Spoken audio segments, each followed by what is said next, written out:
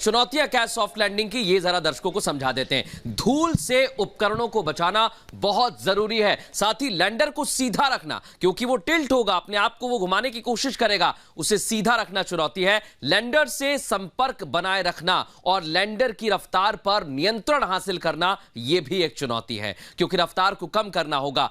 तय जगह पर लैंडर को लैंड करना होगा, जहां वो तस्वीरें भेजेगा, विश्लेषण किया जाएगा, उसके बाद लैंड करने की पूरी प्रक्रिया को निभाया जाएगा। तो ये चुनौतियां आएंगी और इन्हीं चुनौतियों से निपटना बहुत जरूरी है और इसीलिए सभी की उम्मीदें हैं, सभी का जोश हाई है। एक बार फिर से स्टूडियो का रुख करते हैं, ओवर टू यू।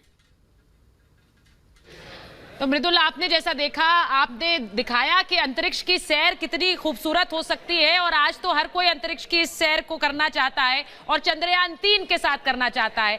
एक बार जैसा आप तस्वीरें दिखा भी रहे हैं, हमारे साथ मेहमान भी हैं, मुझे ये बताइए जरा मनीष जी, जिस तरह से आखिरी 17 मिनट की बात बार बार हो रही है, वहां से हमें लाइव दिखना शुरू हो जाएगा, इसरो हमें लाइव अपडेट देना शुरू हो जाएगा।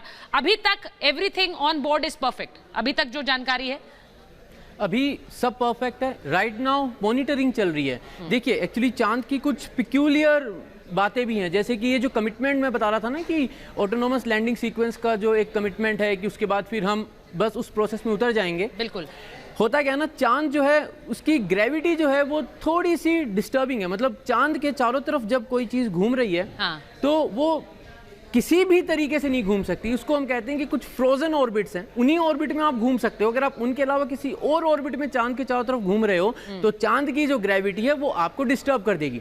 इसीलिए लास्ट मोमेंट तक इसरो जो है उसने अपने विक्रम लैंडर को ऑब्जर्व किया है, देखा है कि उसकी ट्रेजेक्ट्रीज कैसी, उसके पैरामीटर्स कैसे हैं, तभी जाकर उन्होंने बोला है कि ठीक है, एवरीथिंग इज फाइन। जिस हम ट्रेजेक्ट्री पे जाना चाहते हैं, जो पैरामीटर्स हमें चाहिए, जो कि उस वक्त जब हम लैंडिंग सीक्वेंस को चालू करेंगे हमें चाहिए होंगे, जिससे कि आगे के जो 17 मिनट हैं वो बहुत आराम से ऑटोनोमस तरीके से हमारा जो ऑनबोर्ड सिस्टम है पूरा कर दे, तो उस चीज़ को वो सारा एनालाइज करके ही ये कमिटमेंट लिया जाता है। अगर ऐसा नहीं हो रहा होता तो इसरो बहुत ही कंफर्टेबली बोल सकता था कि आज अगर वो सिचुएशन पॉसिबल नहीं है तो हम अगली जो नेक्स्ट पॉसिबल डेट है उस पर मूव कर जाएंगे। और इसरो से लगातार तस्वीरें आ रही हैं अमित, हम वो तस्वीरें भी दिखाते रहते हैं क्योंकि वहां पर बिल्डअप है, वहां पर तस्वीरें उन वैज्ञानिकों की आ रही हैं जिन्होंने मेहनत की है 4 साल के अंदर, कैसे एक टर्न अराउंड टाइम बनाकर एक बार फिर से चंद्रयान 3 को लॉन्च किया है और इस बार सफलता की गारंटी के साथ डॉक्टर ब्रजेश पांडे हमारे साथ स्टूडियो में आ गए हैं। डॉक्टर पांडे, आपको लग रहा है जो 100% गारंटी इसरो मानकर चल रहा है, ये सिर्फ इसरो नहीं,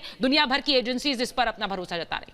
जी 100% गारंटी, बिल्कुल हम लोगों की शुभकामनाएं हैं, सभी लोगों की शुभकामनाएं हैं और जो इसरो की तैयारी है वो भी उसके ऊपर है।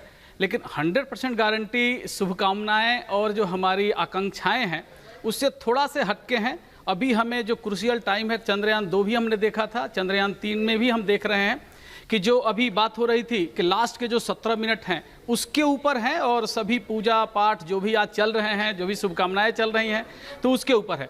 हमें भी विश्वास है, सभी लोगों को विश्वास है कि निश्चित रूप से हम सफलता की सीढ़ी आज चढ़ेंगे और जो तिरंगा यहाँ लहरा रहा है, आज चाँद के ऊपर भी हम लोग जाकर के सॉफ्ट लैंडिंग के साथ वहाँ जो सबसे मुश्किल जगह है चंद्रमा का साउथ पोल, वहाँ पर हम लोग आज उतरेंगे। ये जैसा उन्होंने कहा सबसे मुश्किल जगह है वो, और इसमें कोई दो राय नहीं है।